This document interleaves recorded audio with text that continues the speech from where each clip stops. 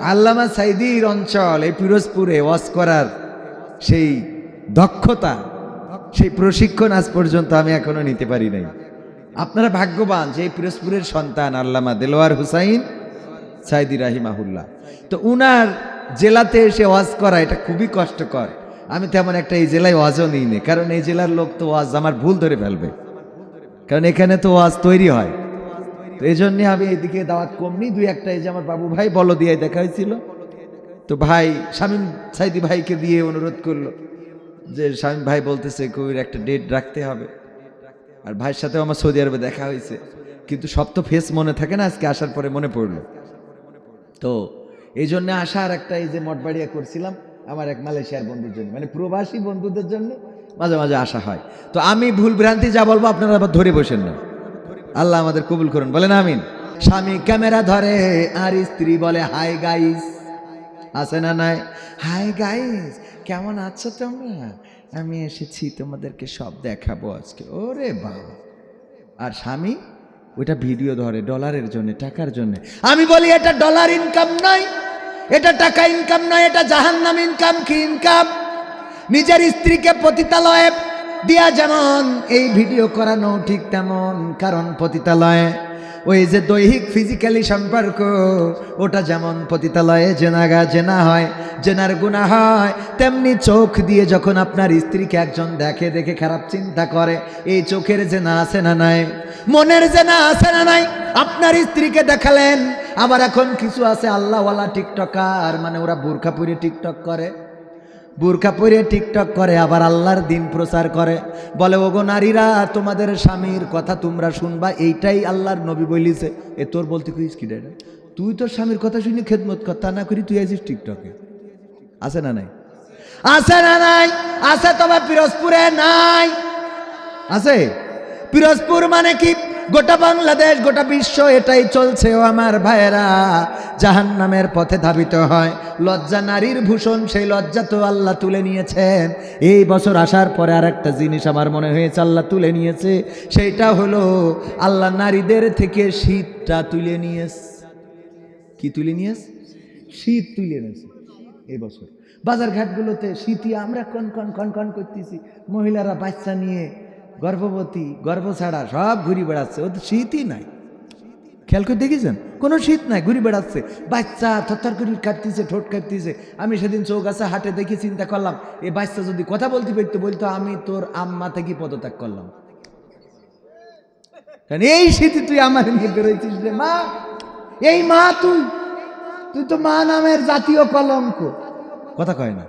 শীতের সময় বাচ্চা কুয়াশা পড়তেছে, তাই নিয়ে বাজারে ঘুরি। তোর এত বাজারে কি? হ্যাঁ, এত জরুরত কি? শীত তুলে নিয়েছ না? নাই নারীদের থেকে তুলে নিয়েছে। ও আমার ভাইয়েরা, এই জন্যে এই অঞ্চলে যদি এমন থাকে, মা বোনদেরকে বলবো, আল্লাহ বলেছেন ওয়া করনা ফি বুয়ুতিকুন্না ওয়ালা তাবাররাজনা তাবাররুজাল জাহিলিয়াতিল উলা। ওগো নারীরা, তোমরা পর্দার মধ্যে থাকো, জাহিলি যুগের মেয়েদের মতো সাজুগুজু করে নিজেদেরকে প্রদর্শন করে বেড়ায়ও না।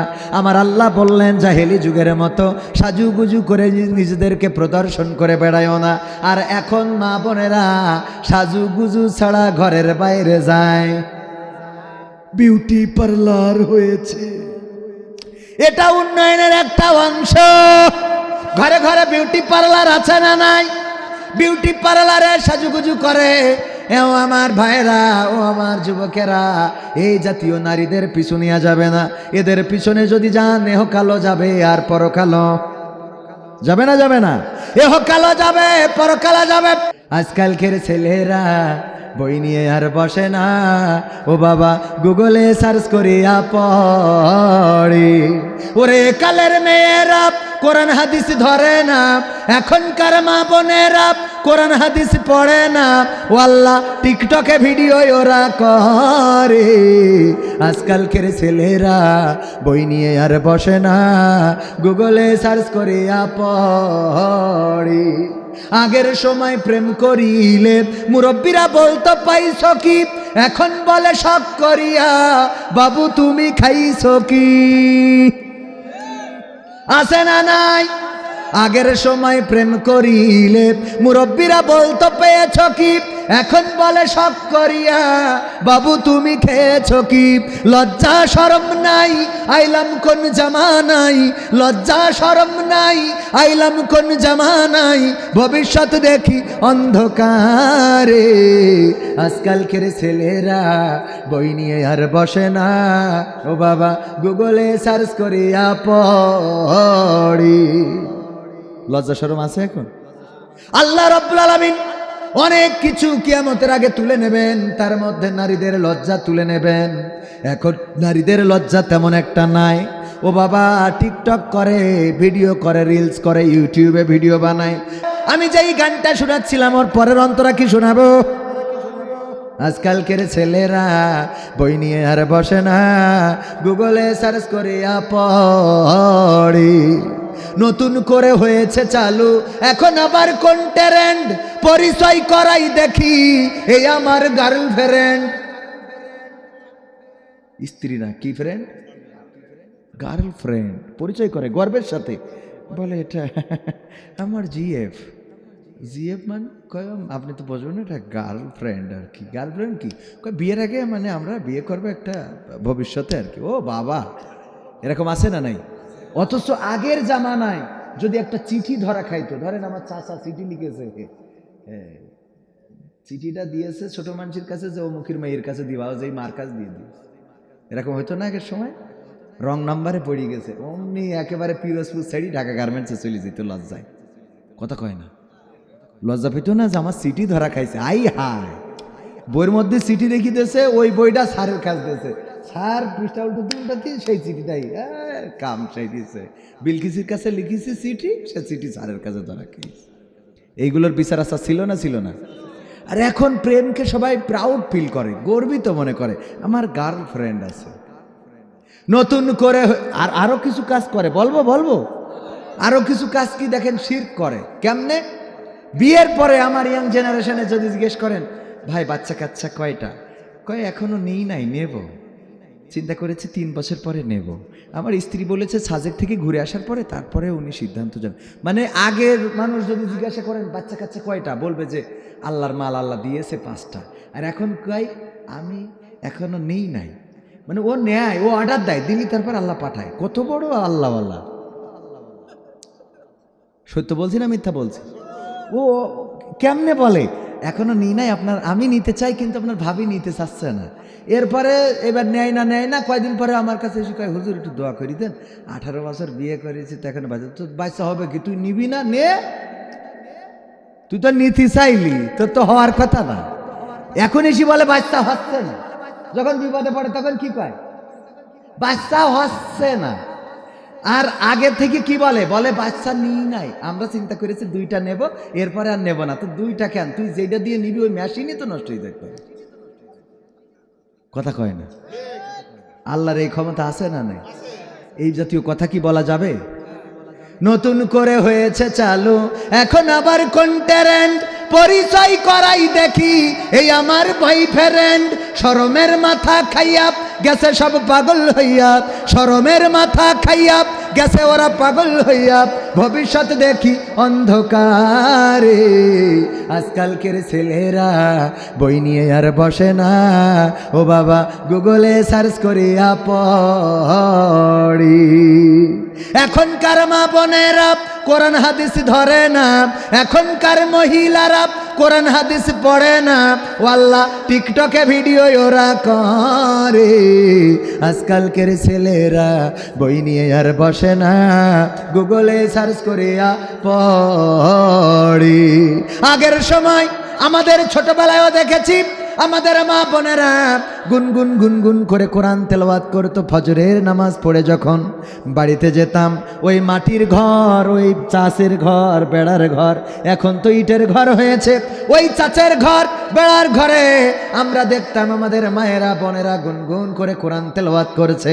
সন্ধ্যাবেলা লম্পের আলো, হারিকেনের আলো, ওইগুলো মিটমিট মিটমিট করে জ্বলতো, আর রেহাল কাঠের উপরে কোরআন নিয়ে গুনগুন গুনগুন করে পড়তো। এখন বলেন দেখি 100টা বাড়ি, 1000 বাড়িতেও কি এমন দৃশ্য দেখা যায়? 1000 বাড়িতে একজনকেও দেখা যায়? 100 বাড়িতে তো দেখাই যায় না, 1000 বাড়িতেও নাই। কোরআন পড়েছে কবে মনেও নাই। ও আমার মা বোনেরা, ও গো আমার ভাইয়েরা, ও গো আমার পিরোজপুরবাসীরা, এই কোরআন থেকে দূরে সরে গেলেন। আপনি সিরিয়াল দেখতেন, আর আপনার মেয়েরা এখন ইউটিউব, টিকটক, ফেসবুক দেখে। আর ওদের জেনারেশন যেটা আসবে, ওরা গর্ভ থেকে বের হওয়ার পরে বলবে, আম্মা আমার টিকটক আইডি কি খোলা হয়েছে? কথা কয় না। আগের সময় মুরব্বীরা যদি বাচ্চা দেখতে যেত, যে জিজ্ঞাসা, বাচ্চা না মেয়ে দেখতে যেত, যে জিজ্ঞাসা করতো কি, মা তুমি কি নামাজ পড়ো? হ্যাঁ পড়ি। নামাজের আরকান আহকাম কয়টা বলো তো? বলতো। না উজুর ফরজ কয়টা? বলতো। কোরআন পড়তে পারো? হ্যাঁ পারি। পৃষ্ঠা উল্টায় বলতো, না মা পড়ো তো কোরআন। হ্যাঁ গুনগুন করে কোরআন পড়তো। অ্যাড্রেসটা লেখো তো। অ্যাড্রেসটা লিখতো, হাতের লেখাটা দেখতো আগের সময়, ঠিক না বে ঠিক? আর এখন দেখতে যাই ইয়াং জেনারেশন, যে জিজ্ঞেস করে, কি জিজ্ঞেস করবো? হ্যাঁ ভাবি আপনার কি টিকটক আইডি আছে? হ্যাঁ হ্যাঁ আছে। ফলোয়ার কত? হ্যাঁ। ইউটিউবে কি আপনি শর্ট ভিডিও দেন? ফেসবুকে কি রিলস বানান?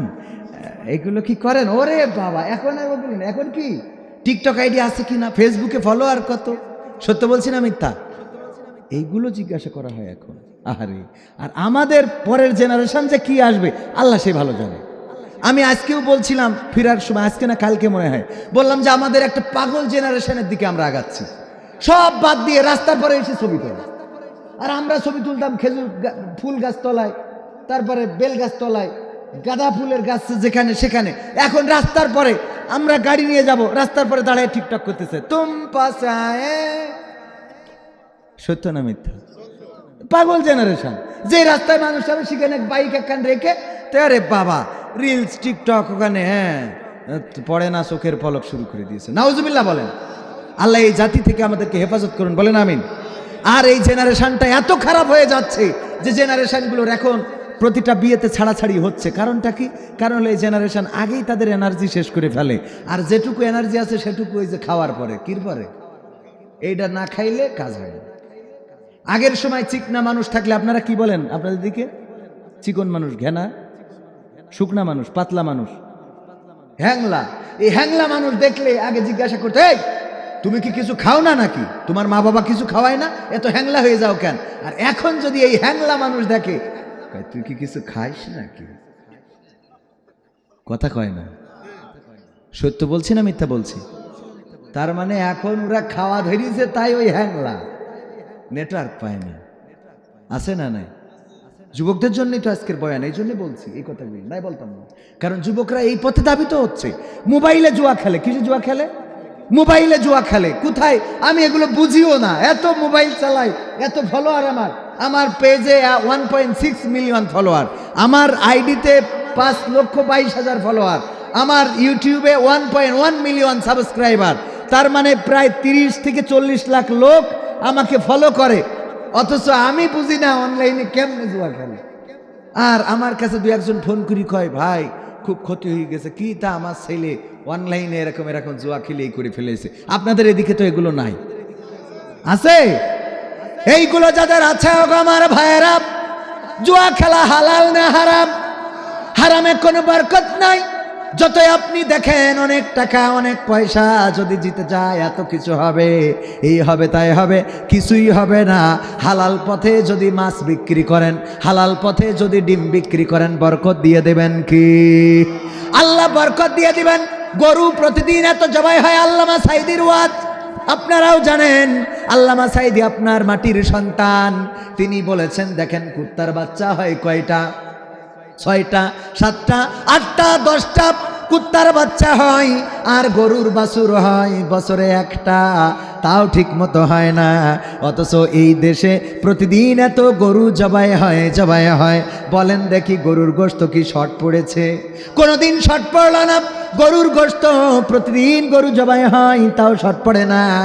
একটা বাছুরে গরুর চাহিদা পূরণ হয়ে যায়। অথচ কুত্তা এত জন্ম দেয়, কিন্তু কুত্তা কি সব শেষ পর্যন্ত পাওয়া যায়? না, যায় না। কারণ এগুলো হারাম। হারামে কোনো বরকত নাই। ও আমার যুবকেরা, ওগো আমার তরুণেরা, আব্দুল্লাহ জুলবাজাদাইনের মতো হয়ে যাও। যেই মানুষটা শহীদ হতে চাইলো সেই মানুষটা বিছানাগত হয়ে জ্বরে ভুগে মারা গেল। আল্লাহ রাব্বুল আলামিন তার শহীদের দরজায় শুধু দেয় নাই, আল্লাহর নবী নিজ হাতে লাশটাকে কবরে শুইয়ে রেখেছেন এবং আল্লাহর নবী সাল্লাল্লাহু আলাইহি সাল্লাম তার জন্য দোয়া করেছেন। ও আমার যুবকেরা, যদি এমন কোন যুবক নামাজ পড়ে রোজা রাখে, বিশ্ব নবী যখন বললেন আমি আমার উম্মতদেরকে নিয়ে জান্নাতে চলে যাব, আগে আম্মা আয়েশা রাদিয়াল্লাহু তাআলা আনহা বললেন, ওগো নবী, হাজার হাজার লাখ লাখ নবীর উম্মত, কোটি কোটি উম্মত থাকবে, এই উম্মতের মধ্যে আপনি কেমন করে আপনার উম্মতদেরকে চিনে নেবেন, কেমন করে আপনার উম্মতদেরকে বাছাই করে নিয়ে জান্নাতে চলে যাবেন?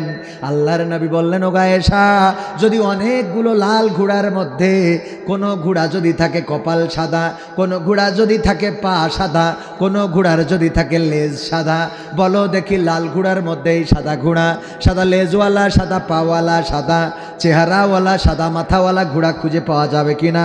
আল্লাহর নবীর স্ত্রী বললেন, অবশ্যই পাওয়া যাবে।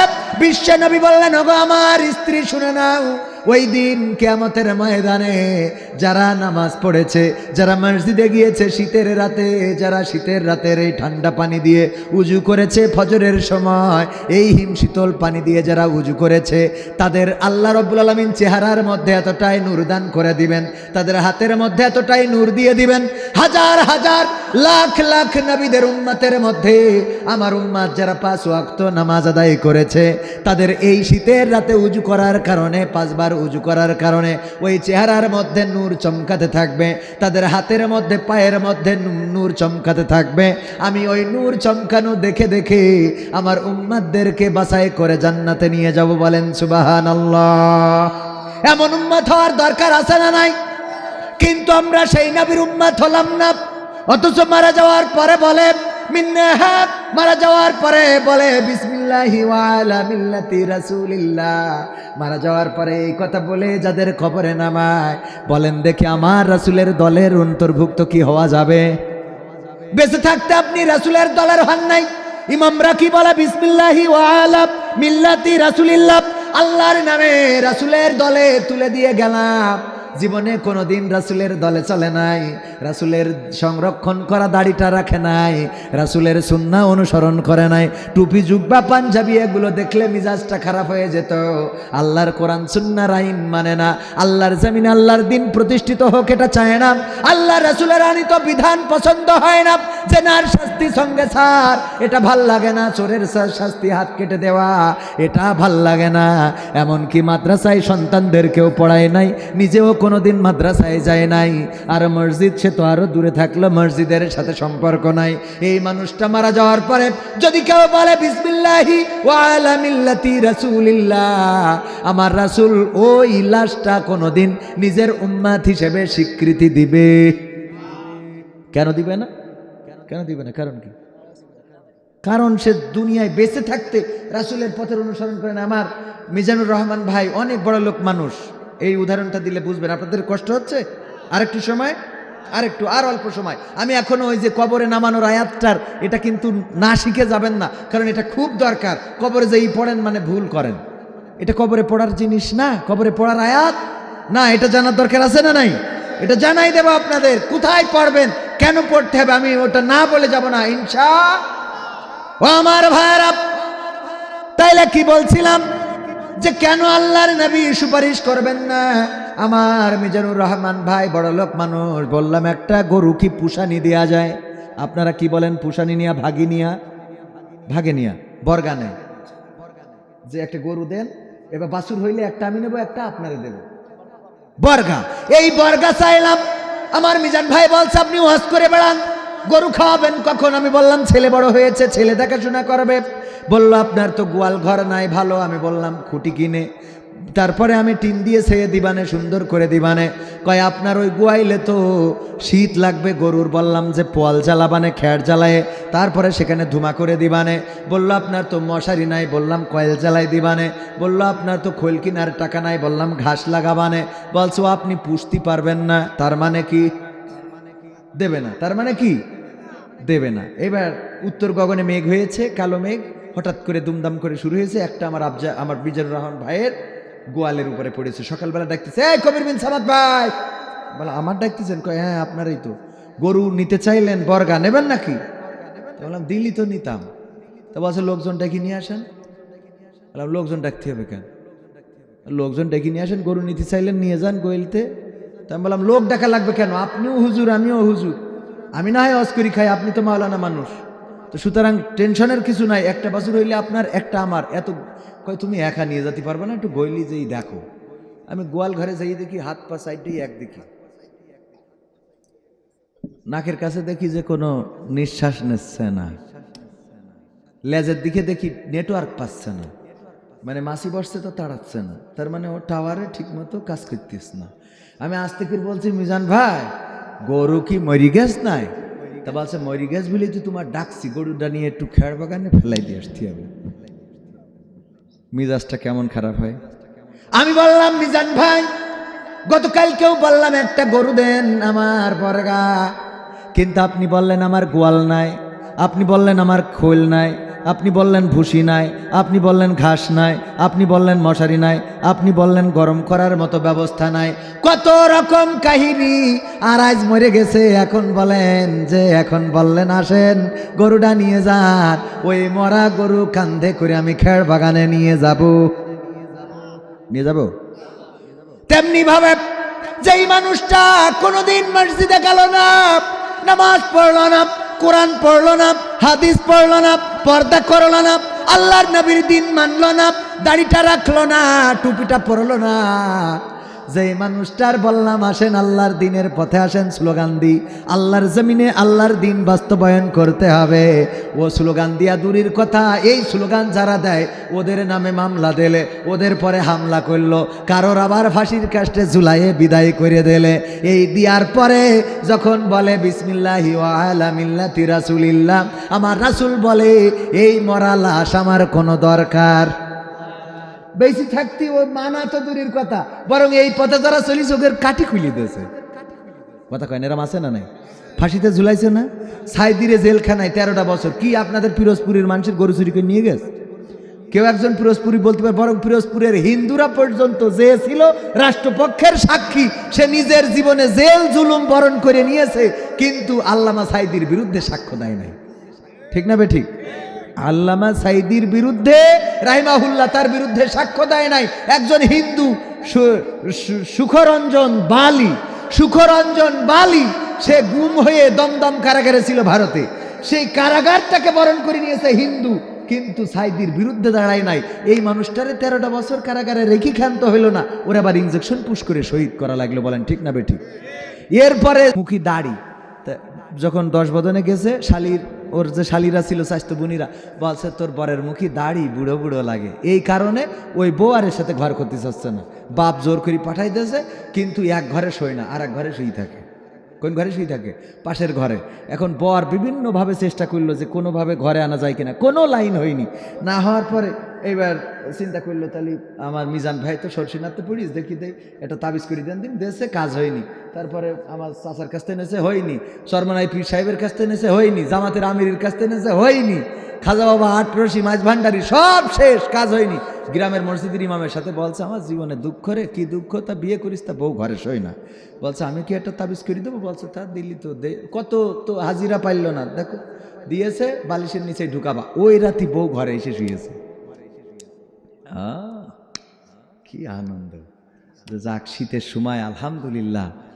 পরে সকালবেলা চলে গেছে বাজারে, যেয়ে বাজার করিয়েছে মাছ, মাংস, ছাগলের গোশ, গরুর গোশ, উঠির গোশ, ভেড়ার গোশ, হাতির গোশ, ঘোড়ার গোশ, যা পেয়েছে সব বাজার করে নিয়ে স্ত্রী বলছে রান্না করো। স্ত্রী বলছে এত রান্না করো? বলছে হুজুরির দাওয়াত করে খাওয়াবো। কোন হুজুরির? আমাকে মসজিদের ইমামের। মসজিদের ইমামের এত বাজার কেন? ও তুমি বুঝবা না, কত পীর তেলায় চলে গেল, এই জন্যই তো নেও তুমি রান্না। কয় না, কারণটা কি সেটা বলতে হবে।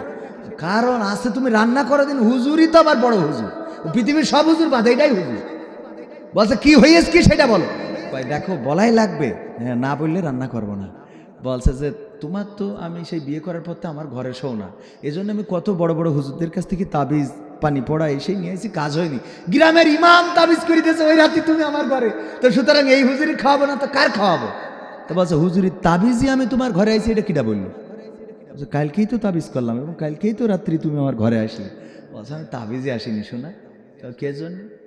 গতকাল রাতে আমি যে ঘরে ঘুমাই ওই ঘরের পিছন দিয়ে শীত কেটে চোর প্রবেশ করেছে। করার পরে চোর ওই ঘরের থেকে সোনা দানা গয়না গাটি টাকা পয়সা টিভি ফ্রিজ সব বের করে নিয়ে গেছে। তারপরে দেখি আমার দিকে তাকাচ্ছে। আমি চিন্তা করলাম ঘর তো খালি, এবার কি আমারেও নিয়ে যায়। তাই তাড়াতাড়ি করে ভয়ে তোমার ঘরে এসে তোমার বালিশি মাথা দিয়ে শুইছি। আমি ওই তাবিজে আসি নাই। স্বামী বলতেছে ওরে আমার স্ত্রী রে, সেই তো তুই আমার ঘরেই ঘুমালি, কিন্তু যদি একটু বেলা থাকতি আসতিস তাইলে তো কিছু রক্ষা করতে পারতাম। কথা কয় না? তুই তো সেই আমার ঘরেই আসলি, তো তুই যদি একটু বেলা থাকতি, মানে যেই চোর ঢুকেছে সেইও যদি আসতিস, তাও তো ঘরের মালটা ঠিক রাখতে পারতাম। কথা কয় না? আমার নবী কবরে যাওয়ার পরে যখন বলে বিসমিল্লাহি ওয়া আলা মিল্লাতি রাসূলিল্লাহ, এই দেখার পরে দেখে ওর মুখই তো আল্লাহর রাস্তায় দাড়ি নাই, আমল নামার দিকে তাকায় দেখে নামাজ নাই, রোজা নাই, হজ নাই, যাকাত নাই, বরং এর উল্টো কাজ, সুদ খাইছে, জম্মের খাওয়া আছে না নাই? আমাদের তাহির হুজুরও দেখলাম সুদ খাইছে, কেমন লাগে কন্ত? তো এই সুদ খেয়েছে জম্মের খাওয়া। আল্লাহ নবী বলে তুই তো সেই আসলি আমার কাছে, বিসমিল্লাহি ওয়া আলা মিল্লাতি রাসূলিল্লাহ, তুই তো রাসূলের মিল্লাতে রাসূলের দলেই তো যোগ দিলি, কিন্তু ঘরটা ফাঁকা করতি। বোঝেননি মনে হয়? কথা কি ওয়াজ বোঝা গেছে? একেবারে গ্রামের মানুষ, গ্রামের ভাষায় বোঝালাম। ফাঁকা করে কবরে যেই লাভ নেই শোনা। ওখানে যাওয়ার পরে আল্লাহর রাসূল আপনার দায়িত্ব নেবেন না, বলবো সব তো ফাঁকা, এখন এসে লাভটা কি? বরং অন্তত 2 দিন আগে আসলেও তো, ভালো কাজ করে আসলেও তো বলতে পারতাম। এই জন্য আমরা আমলটা ভালো করে নিয়ে কবরে যাব ইনশা। আমার যুবকেরা আজান হলে আর বাড়িতে বসে থাকা যাবে, মসজিদের সাথে সম্পর্ক রাখতে হবে, কারণ মৃত্যু বলে কেউ আসে না, কখন আপনি মারা যাবেন বলা যায় না। ওমর রাদিয়াল্লাহু তাআলা আনহু ইসলামের বিরুদ্ধে চলে গিয়েছিলেন, শুধু জান নাই, আল্লাহর নবীর মাথা কাটতে গেলেন। সেই ওমর এমন জায়গায় পৌঁছে গেলেন, আল্লাহর নবী বললেন ওগো আমার সাহাবীরা শুনে নাও, আমি খাতামান নবিয়্যিন, আমার পরে কোনো নবী আসবে না, আমি শেষ নবী, আমার পরে আর কোনো নবী এই জমিনের পরে আসবে না। যদি আমার পরে কোনো নবী আসতো তাইলে আল্লাহ রব্বুল আলামিন ওমরকে নবী করে দিতে। সেই ওমর যেই সূরার তেলাওয়াত শুনে ইসলাম কবুল করেছিলেন, সেই সূরা হলো সূরা তাহা। 55 নম্বর আয়াত সূরা তাহার তেলাওয়াত করেছি ভাইরা আমার। এই আয়াতটা আল্লাহ বলেছেন মিনহা খলাকনাকুম ওয়া ফিহা নুঈদুকুম ওয়া মিনহা নুখরিজুকুম তারাতান উখরা। এই আয়াতটার অর্থ হলো ওগো মানুষ, এই মাটি থেকে তোমাকে সৃষ্টি করা, আবার এই মাটিতেই তোমাকে ঢুকানো হবে, আবার এই মাটি থেকে একদিন তোমাকে জীবন্ত করে উঠানো হবে। কার কাছে? আল্লাহর কাছে। এই মাটি থেকে তোমাকে জীবন্ত করে উঠানো হবে। এই আয়াত আমরা কবরের কাছে যে কেন পড়লাম, ফায়দাটা কি, ওখানে উপকারিতাটা কি? ওমর রাদিয়াল্লাহু তাআলা আনহু যখন এই আয়াতগুলো শুনলেন তখন নিজের পরিবর্তন করে নিলেন। শুধু পরিবর্তন করলেন না, বরং আল্লাহর কাছে শ্রেষ্ঠত্ব অর্জন করলেন, জান্নাতি সাহাবীদের একজন হয়ে গেলেন 10 জনের মধ্যে।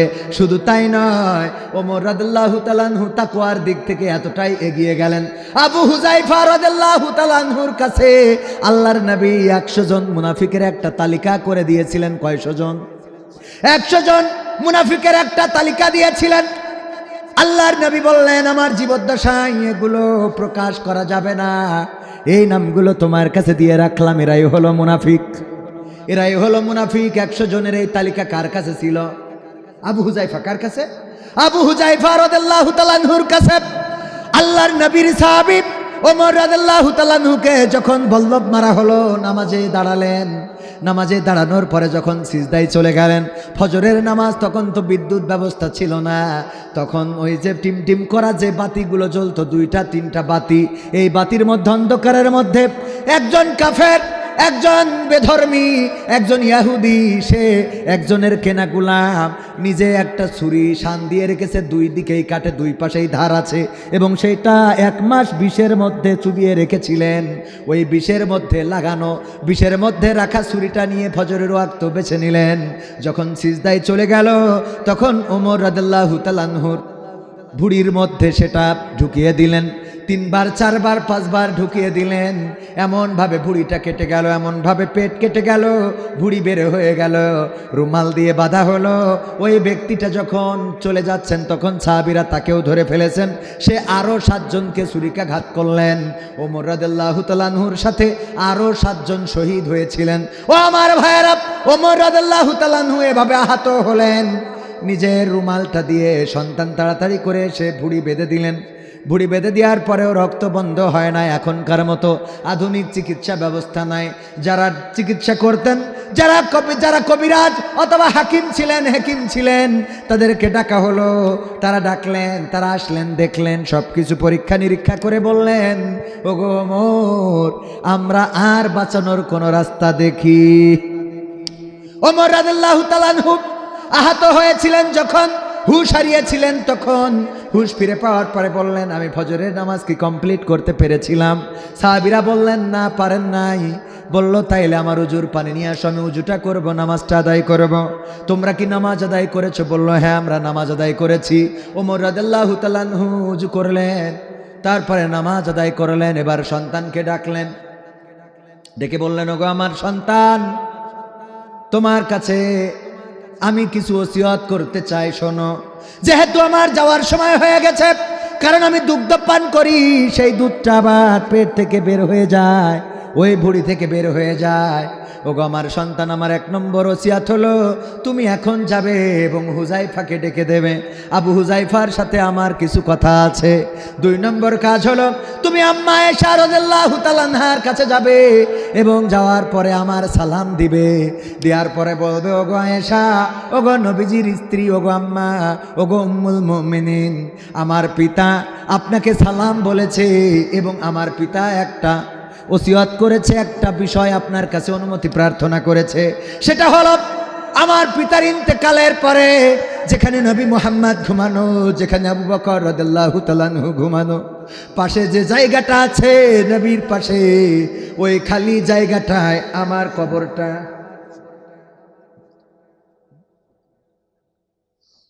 ওই খালি জায়গাটায় আমার কবরটা যেন দেয়া হয়। যদি আম্মা আয়েশা রাদিয়াল্লাহু তাআলা আনহা অনুমতি দেয়, তাইলে ওই খালি জায়গাটায় নবীজির পাশে আমার কবরটা যেন হয়। আমি নবীজির পাশে ঘুমাতে চাই। এই কথাটা বলবা, যদি অনুমতি দেয় তবে এটা বলবা, আমিরুল মুমিনিন পাঠাই নাই, পাঠাইছে কে? ওমর। কে পাঠাইছে? ওমর বিনতে খাত্তাব। সন্তানকে ডেকে বললেন, বলবা ওমর বিনতে খাত্তাব পাঠিয়েছে, আমিরুল মুমিনিন এটা বলবা না, কারণ আমি একজন মানুষ হিসাবে এইটুকু চেয়েছি, এই আবদারটুকু যদি রাখেন, এই কথাটা শুনে আসবা। ওমর রাদিয়াল্লাহু তাআলা আনহুর সন্তান যখন বললেন, আম্মা আয়েশা রাদিয়াল্লাহু তাআলা আনহা বললেন, ওগো ওমর বিনতে খাত্তাবের সন্তান, শুনে নাও, এই জায়গাটায় আমি নবীজির পাশে আমি ঘুমাতে চেয়েছিলাম। যেহেতু ওমর দাবি করেছে, আমি জানি আমার থেকে ইসলামে ওমরের অবদান অনেক বেশি, সুতরাং আমি আমার দাবিটা উইথড্র করে নিলাম। আমি আমার দাবিটা থেকে সরে আসলাম। ওইখানে ওমর রাদিয়াল্লাহু তাআলা আনহুর কবর দেওয়ার জন্য অনুমতি দিয়ে দিলাম। আবু হুজাইফা আসলেন, আল্লাহর নবীর খলিফা, ইসলামের 2য় খলিফা ওমর রাদিয়াল্লাহু তাআলা আনহুর কাছে। ওমর রাদিয়াল্লাহু তাআলা আনহু বললেন, ওগো আবু হুজাইফা, তোমার কাছে বিশ্বনবী মুনাফিকদের একটা তালিকা করে দিয়েছে, বলো দেখি ওই তালিকার মধ্যে ওমর বলে কোনো একটা নাম আছে নাকি? আবু হুজাইফা বললেন, ওগো ওমর, এই তালিকাটা তো সিক্রেট তালিকা, এখানকার কারো নাম আমার বলার অনুমতি আল্লাহর নবী দেয় নাই, আপনি কেন সন্দেহ করেন? ওমর রাদিয়াল্লাহু তাআলা আনহু বললেন, আমার বড্ড ভয় হয় যে 100 জন মুনাফিকের তালিকা আছে, না জানি আমার নামটা তার মধ্যে আছে কিনা। আল্লাহর নবী বলেছেন, মুনাফিকদের জাহান্নাম হবে একেবারে নিচে, সর্বনিম্ন স্তরে মুনাফিকদের বড় লাঞ্ছিত করা হবে, মুনাফিকদের বড় কষ্ট দেয়া হবে, মুনাফিকদের বড় অপমান করা হবে। আমি ওমর যে 100 জন তালিকা করা হয়েছে, আমার ভয় হয় না জানি ওই 100 জন তালিকার মধ্যে আমি ওমরের নামটা লিখে গেল কিনা নবীজি, আমি কোনো এমন কর্ম করেছি কিনা যে কর্মের কারণে আমার মুনাফিকের তালিকায় আমার নামটা চলে আসতে পারে। আবু হুজাইফা বললেন, ওগো ওমর, যেহেতু এখানে কারো নাম আল্লাহর নবী আমার বলার অনুমতি দেয় নাই, তবে এতটুকু বলতে পারি পুরো 100 জন তালিকার মধ্যে ওমর বিনতে খাত্তাব বলে কোনো নাম আমি দেখি নাই। ওমর রাদিয়াল্লাহু তাআলা আনহু বললেন, আমি একটু আত্মতৃপ্তি নিয়ে কবরে যেতে পারবো। সন্তান আসলো, সন্তানকে ডাক দিয়ে বললেন, আম্মা আয়েশা কি অনুমতি দিয়েছে? বলল, বাবা দিয়েছে। এবার ওমর বললেন, এখানেই শেষ নয়, আমি ইন্তেকালের পরে, আমি মারা যাওয়ার পরে আমার জানাজা, আমার দাফন কাফন করার জন্য আমার গোসল করিয়ে, আমার কাফন পরিয়ে, আমার জানাজা শেষ করার পরে তারপরে আমার লাশটা নিয়ে যে আম্মা আয়েশার ঘরের সামনে রাখবা, আর আম্মা আয়েশাকে ডেকে বলবা, ওমরের লাশটা আপনার ঘরের দরজায়। আপনি যদি অনুমতি দেন তাইলে রাসূলের রওজার পাশে ওমরের কবর হবে, আর যদি অনুমতি না দেন আমার বাবা ওসিয়াত করেছে এই লাশটাকে এখান থেকে ফেরত নিয়ে জান্নাতুল বাকিতে অন্য সাধারণ সাহাবীদের কাতারে যেন আমাকে দাফন করে দেয়া হয়। সন্তান তাই করলেন। ওমর রাদিয়াল্লাহু তাআলা নূর কাফন পরালেন, জানাজা শেষ করে আবার আম্মা আয়েশা রাদিয়াল্লাহু তাআলা আনহার দরজার সামনে নিয়ে যেয়ে রেখে বললেন, ওমরের লাশটা আপনার দরজায়। অনুমতি প্রার্থনা করেছিল, ওসিয়াত করেছে, যদি অনুমতি দেন তাইলে এখানে কবর দিতে পারবো। ও আমার ভাইরা, এমন একজন সাহাবী ওমর রাদিয়াল্লাহু তাআলা আনহু, আল্লাহর নবী বলেছেন যিনি নবী হয়ে যেতেন, যদি আল্লাহ নবী পাঠাতেন, সেই মানুষটা নিজের নামটা মুনাফিকের কাতারে আছে কিনা, মুনাফিকের তালিকায় আছে কিনা, সেই তালিকাটা সার্চ করে দেখেছেন। ওসমান রাদিয়াল্লাহু তাআলা আনহু যখন কবরের কাছে যেতেন আর কান্নাকাটি শুরু করে দিতেন, আল্লাহর নবীর সাহাবীরা বলতেন, ওগো ওসমান, আপনি তো জান্নাতি সাহাবীদের একজন, বিশ্ব নবী 10 জন, আশারায়ে মুবাশশারা 10 জন সুসংবাদ প্রাপ্ত সাহাবী, তার মধ্যে আপনি একজন, এবং 3 নম্বরে আপনি কেন কবরের কাছে থেকে এসে কান্নাকাটি করেন? আল্লাহর নবীর খলিফা বললেন,